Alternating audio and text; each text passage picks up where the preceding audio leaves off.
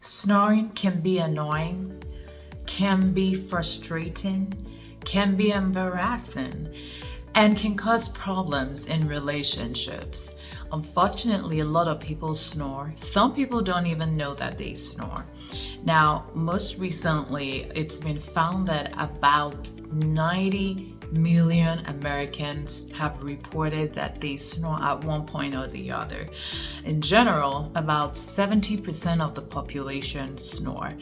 Most people snore not on a regular basis, but a good number, however, snore regularly.